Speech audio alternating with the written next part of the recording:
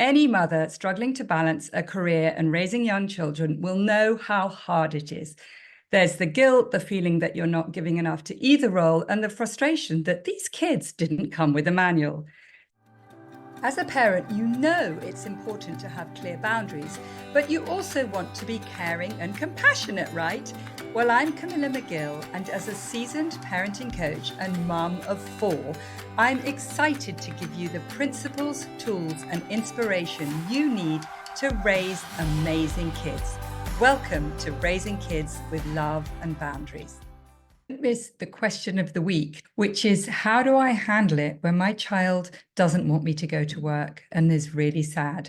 I'm going to come back to this, so make sure you listen to the end when I'm going to give you 2 really great tips to handle it. So today I'm thrilled to introduce you to Laura Coady, who has a senior role in investment banking and is the mother of 3 gorgeous girls.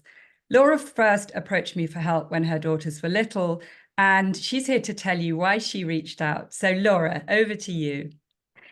Gosh, it's a long time ago now. The girls are now 10, 11, 12, so still little, but for the most part, we've got over the more difficult times when they were younger. Like, if you'll recall, Camilla, we met at a friend's party, and I think at the time, we got chatting, and you were obviously so helpful and so thoughtful around kind of how to manage kids that I think at the time were 2, 3, and 4, so super, super young. And I think what I was saying to you was, look, I work full time. My husband works full time. We have to hire a lot of help to with to help us with the kids. And I felt a lot of guilt around that. And in particular because I'm Irish, all my friends who were having kids at the same time had their parents minding those kids when they were gone to work.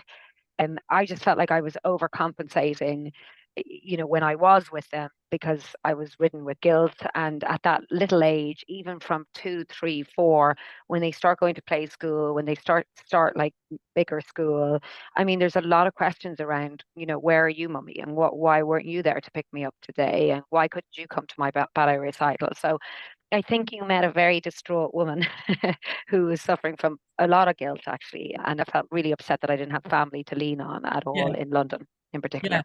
And so we talked, I know one of the things that you found really useful was talking about consistency around routines. Sure. So when I started to give you coaching, what would you say was helpful about that? I think as a working mother, like especially, it was interesting. One of the things that always sticks with me that you said, I was coming home to try and do the bath time, the reading the book, getting them into wind down mode before they went to sleep. But then, by the way, what was also difficult was I was also getting calls from work. Like, I was feeling very torn. So one minute I'd be trying to help them, and then I'd be like quickly taking calls. And then one piece of advice you said was, look, at that time, if you were on a plane right now, would anyone be able to contact you? And you've just got to be very, very strict yourself on making sure that that routine that the kids need and they crave so much is implemented. And so you need to say to everybody, there is only so many hours in the day. I'm a working mother. Like, I will leave at 6:30, and until 8:30, I am not free because that's my time with my children. And I think being very disciplined around that was something that was super helpful for me. So you not just helped me implement a routine with the kids, but you helped me to implement my own routine. And then I think second of all was that, like, look, the comfort that they need and the comfort they get from just having that bedtime routine that they know is going to happen every day, and then trying to put it into place, that structure. And no matter what you say, structure at that age is just so important. You are the one who told me that, Yes, thankfully enough. yes, That yes. that really worked, actually. And Yeah. me being structured around giving them the time and making sure that that was time they had with me, and also not to me get overexcited and try and keep them super happy by getting them more hyper, but also Yeah. just, that was the time of the day I had with them, Yeah. and they needed that. Brilliant. And would you say that also helped the guilt a bit because you knew that you were switching off from work, giving them that time, giving them that reassurance that there's this consistency, this is what we do, and mummy's there and we do it not necessarily every day, because I'm sure you had other commitments occasionally or travel, but when you're there, that's what mummy does with us. Yeah, like I think I don't know whether I read something or whatever it was later on where somebody was like, you can be a working mom, and you can work, my job takes a lot of time. There is travel, there's often evening work that I have to do. But like I think that's right. Like even I read somewhere where someone said my mom wasn't around that much, but when she was there, she was present. Yeah, And I think that's what you were always encouraging me, be present and give them that time that they need. And I think that really stopped a lot of stuff that was going on. So I was getting home. You're also really tired from the day, and it's not always that easy. I mean, I'm painting a yeah, really picturesque. It yeah, wasn't like, despite yes, the fact that that advice was brilliant. There would be times they'd be throwing themselves on the bed. One would be jumping up and down. One would be crying. I mean, they were very young at yes. that point in time. So it was just getting into that pattern that, like, it's not all a bed of roses, that's for sure, but just trying to calm everybody down and make sure that they got that. Yeah. So I think that really helped alleviate my guilt and made me feel like within the time that I had, I could be very present for them. Yeah, brilliant. Okay. So we're talking about how to maintain this balance between a career, working a mum, an important career, and giving time for your kids. And here's a second point you always said to me, it was very helpful about the no, about Mm. sticking to the no. Do you want to just say a little bit about that? So, so again, when you laughed at me, I thought you said, "Well, what kind of mum would you say you are?" And I said, "I'm the kind of mum who goes, no, no, no, yes, okay." So it's just like so difficult, and I still have to remind myself of that, like that. Keep consistent. If you say no, just stick with it. And also, I think you were really helpful because you were watching me in the early years, and uh, yeah, and you were so there for me to kind of help talk me through a lot of these situations. But I think one of the things that you noted with me was that when I was upset with the kids, that I would make these unrealistic threats. So there would be this: if you don't do that now, there's no holiday. That's it. We're Yeah. canceling the family holiday. And I remember you saying, Laura, are you crazy? Um, you're not canceling this. Try and do something realistic, like, I'm sorry, there'll be no pudding today. I don't know. I don't think that was even your example, but something attainable and something that was, again, stick with it Yes. because they have to believe that you mean it. And Yes. I think that's kind of how you get, and just to be realistic with Yes. what you plan. Yes. Doesn't take much. And I remember saying to you, instead of actually saying no, you can say, yes, you can definitely have an ice cream tomorrow. Yes, But yeah. we Oh, will be going to the park Saturday and not right now while it's bedtime. So twisting it around a bit, but just sticking to it and also coming back to the guilt. Like so often we say yes when we mean no because we feel guilty, but actually knowing that the best thing for the kids is that you're being consistent and not making wild threats like Father Christmas isn't coming. I know. And despite all the advice you give me, it still happens. You still say these ridiculous things. But also, even now, like I think even now with the kids a bit older, like I would be racing around Westfield with them on a Sunday, probably indulging them too much. And I think oftentimes you'd be like, look, Laura, there are the fact that you're there and you're taking them out and you're giving them a great day, it's enough. And just knowing that they appreciate just as much you just being around and listening to them. And I'm very guilty of that. And sometimes I feel very bad because I'm kind of talking to them and then work stuff is on my mind. And they'll often, like they would say to me a lot, like, Mummy, are you even listening? Are you listening? So you just have to Yeah. check yourself and Yeah. be there. And my goodness, we're all human. And I know all these years of doing this work and knowing how important it is to listen to your kids, even now with my kids, my youngest is 19, I still am doing the shopping list in my head or thinking about an email I need to write when she's telling me something. So we are fallible. We're Yeah. human. But just knowing that actually the things that they remember are not really the things that we buy them in Westfield, but it's that having a giggle with them in the lift or Yes. singing songs with them on the journey there. Those are the things that really stick with them. So Yeah. just that reminder. And we're talking about how to manage raising kids, having an important career, and letting go of the guilt. So let's just talk about the third point, which is the idea of connecting with them emotionally. And do you want to just say a Yeah. little bit about that? So again, because all these little things are happening and you try to reason in your head. For example, like my now going on 13-year-old, she used to get scared at night and she wanted to be in our bed. And because I had a lot of guilt, Yeah, there would oftentimes be my husband would wake up and say, how many of them are behind me? And I'd be like, well, they're all three of them are actually here. Two of them shared a room. One would get wind and the other was in the bed and she'd creep in. I remember saying, it's hard. What's causing the anxiety? And you get to the end of the day, they're tired, and I'm tired. And is there ever a right time to really broach stuff with them? And so, one of the books that you gave me, it was this fantastic book about can you be anxious? What feelings do you have? And it's okay to sometimes be anxious. It's normal, and it's okay to express that. And so I started reading it to the three girls one night, and we didn't even get past like one page. I mean, there were so many things that they all wanted to talk about. And for some reason, because this book had kind of said, like, we all have feelings and it's really good yeah, to speak about them, there was just a laundry list of little things that they were like, oh, does that make you feel nervous? Or does that, oh, do you get nervous about that? I didn't realize that. Is that normal? And did you ever get nervous about that, mummy? And so just it was super helpful to use as a tool to get them talking. And I think another thing you had said to me was find your pattern with the kids. Like as it turns out, mine are a little bit more nocturnal. Some kids yeah, are really good in the morning. Some working mums are lucky enough that they could collect their kids. When yes, is the time to chat?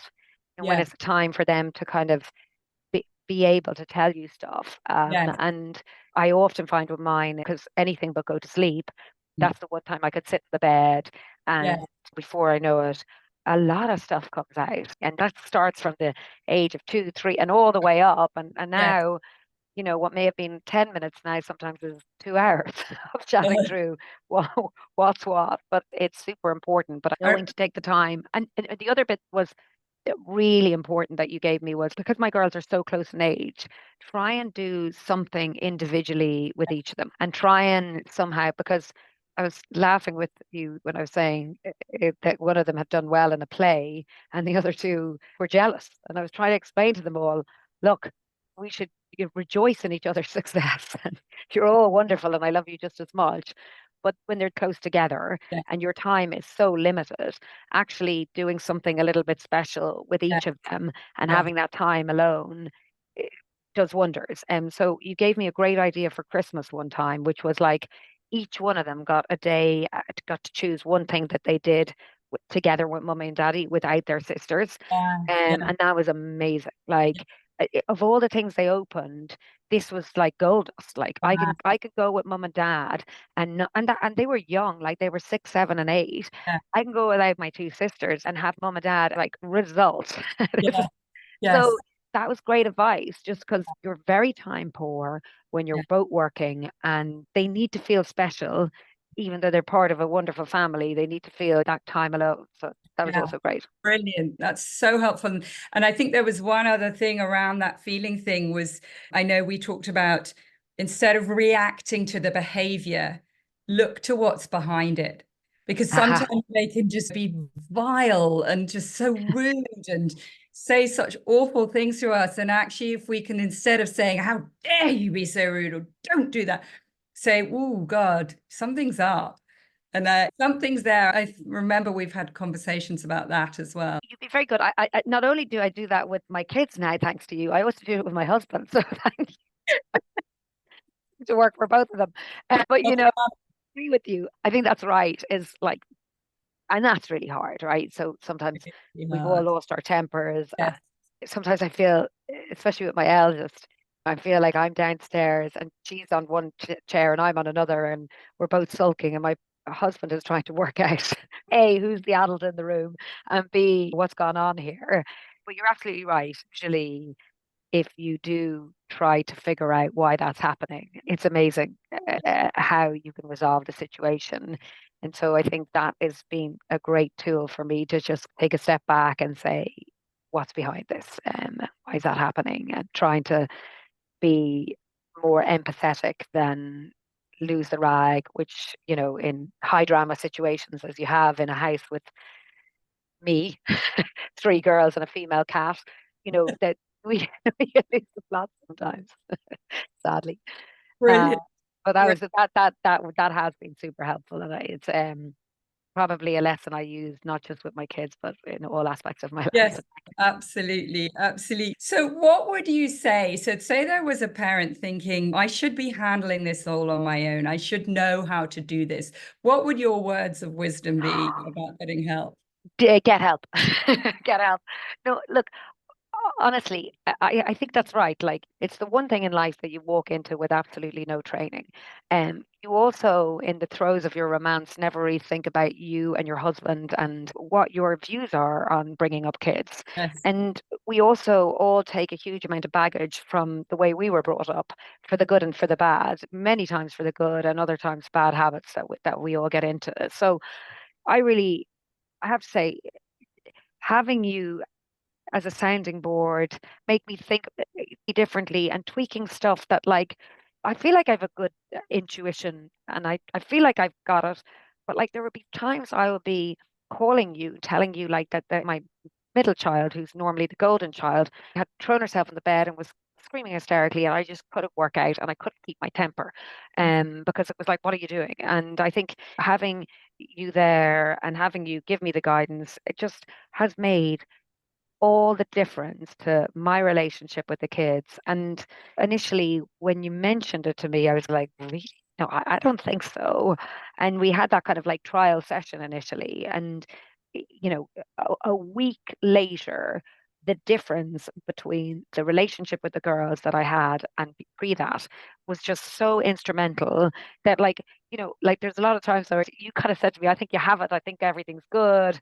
We've yes, maybe come to the end of the road. And then I'm like, one more session, and we often go back to each other. But look, don't forget, Camilla becomes your friend, everyone.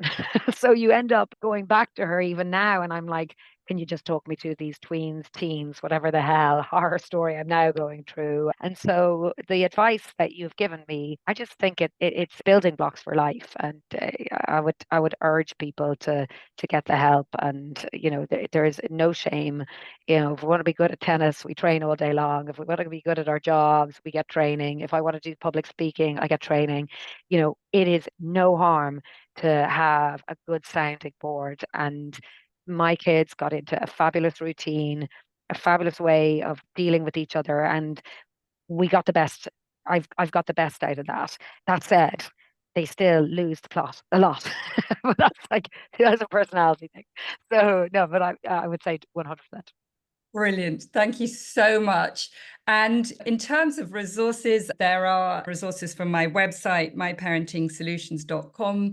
You can put /just listen to get a great guide on how to get your kids to listen without ever needing to nag or shout, or /tantrums, one on the 10 tried and tested ways to manage tantrums and mood swings. So back to question of the week. What do I say to my child when they say, I don't want you to leave me? Now, we've all tried, darling, I've got to go to work. You'll be fine. You like your nursery or your school. And it just doesn't seem to work. So here are my two recommendations. Anticipate in advance that this is something they're going to say. We need to remember that kids live in the moment. So when the time comes for us to leave, it's a shock for them. So I would really recommend that you use my great method to go through the preparation steps. You can get this by going to myparentingsolutions.com /just listen. But here is step 2 of the great method. Respect their feelings and reduce resistance. It's really hard for you when mummy leaves. You wish I didn't have to go to work. You're worried that you'll miss me. Now, it might seem strange that I'm recommending that we say that. Maybe you think, aren't we going to put ideas into their head? Actually, no.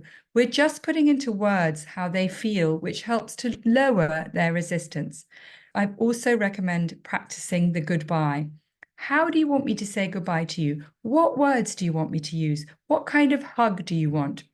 Go through and practice and let them tell you how they want the goodbye to go. When you do these two things and your child knows what to anticipate, they feel emotionally much better prepared. They may still feel sad in the moment, but they also feel understood by us, which helps them so much. So that's all from Question of the Week. I hope you found that useful. And thank you so much for listening. Please do recommend your friends to this podcast and give me a like and subscribe. There are lots more episodes coming up. And thank you so much, Laura, for your input today. It's been really great talking to you. Oh, well, thank you, Camilla, and thanks for all your help over the years. Pleasure.